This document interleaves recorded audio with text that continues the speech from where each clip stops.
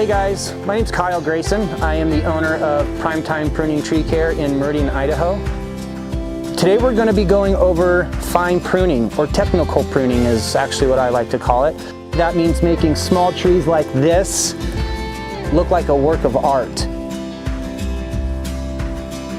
The first order of business is going to be going on to the inside the interior and cleaning out all of the deadwood.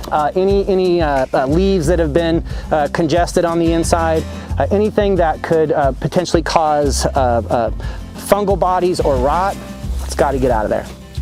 So right now I'm just cleaning out the inside, the interior, basically finding out what's dead and removing that.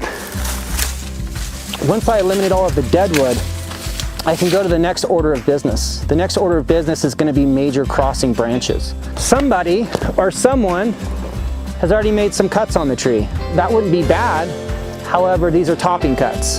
The problem with topping cuts is they create all kinds of wild water sprout growth. What you would want to do, instead of just arbitrarily cutting the branch in half, you would want to cut back to the branch collar. You can actually see there's a line right there. That is literally telling you cut here, because if you cut there, the tree will heal and compartmentalize like you see right there. Okay? If you make cuts like this, it invites rot, black rot. It also produces negative water sprout growth. Whenever you make a cut, you always want to make a cut back to a bud or back to a branch collar. Okay, so what I'm doing is I'm just cleaning up the bad cuts. As you can see here, whoever worked on this tree last time, we see an arbitrary topping cut. That's just basically when you cut the branch arbitrarily anywhere on the branch and expecting good growth. It's just not going to happen. What we do is, instead of allowing this to decay and potentially penetrate the live growth, what we're going to do is we're going to come up a ½ inch above the desirable branch, and we're going to make our cut there. What's going to happen is this is going to compartmentalize. It's going to heal back to this branch, this small tertiary branch, and it's going to direct the energy and the growth to the direction that we want, to the branch that we want. The whole idea with this kind of pruning isn't to leave big holes within the tree. The whole idea is, if you're walking by, you want to be able to see the body and the movement of the tree. However, you don't want to see a big gaping hole that allows you to see the body or the movement of the tree on the interior.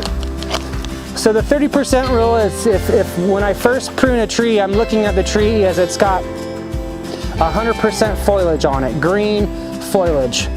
A lot of what I've reduced in the beginning was deadwood.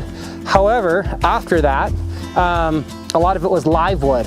So looking at the tree at 100% of live wood, I only want to reduce 30% of that live wood without doing any negative harm to the tree. That's one thing we need to keep in mind is we are structuring or rebuilding a tree that has already been kind of botched. So this tree will need prunings in the future. The whole idea though is we knock out all the major stuff now, and each time we come back and prune, maintenance goes down, therefore price goes down as well. We're going to leave the job site cleaner than what we found it every single time. Yeah, so basically what we just did, I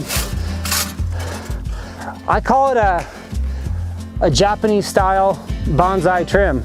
Now, we're not wiring branches in a bonsai sense. We're not leaving deadwood to anchor off wire to manipulate a branch. However, we're going still for that same look, which is an open look without any gaping holes, and the ability to see the body. If you can't see the movement of the inside of the tree, what value is a tree really bringing, especially if it's not creating shade? So with smaller trees, in my opinion, they're meant to be more aesthetically pleasing. They're meant to add value to your home, and that's what we specialize in.